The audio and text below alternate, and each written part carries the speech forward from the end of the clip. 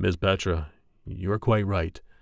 I have many things to share with you, as well as thoughts on the next steps. I think this will take a bit of time, so let's sit over near the window away from the door, okay?"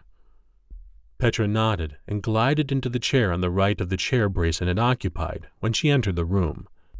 Brayson resumed his seat, scooted his chair at a bit of an angle to hers so that he could look her in the eye.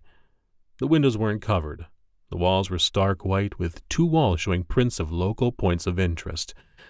The sun was high in the sky, and Brayson estimated Gretchen had been in surgery for a couple of hours.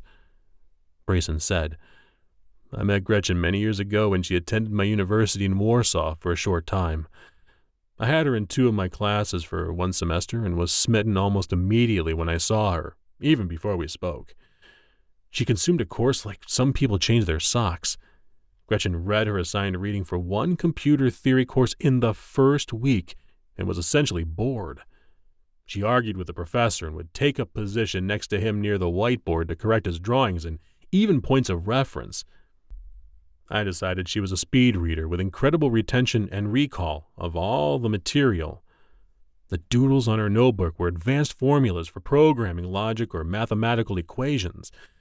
I would glance at them when she was on a rant with a professor and was so impressed with her ability to move rapidly from theory to application of the logic and algorithms. Gretchen hardly gave me or anyone the time of day.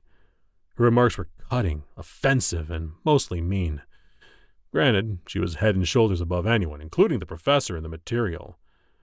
In the third week, she asked to take all the tests, which the professor agreed to if she agreed to his terms. She agreed to the terms before she even heard them. She stayed on Friday after class and took all the tests, including the final. Gretchen handed them over to him after an hour and a half with a smug smile. I know this because we had to all sit in the room while she took them. Then she casually reminded him in a caustic voice that if she had achieved at least 90% on the tests, that he would praise her at the beginning of all classes. Additionally, he would let her teach half the time.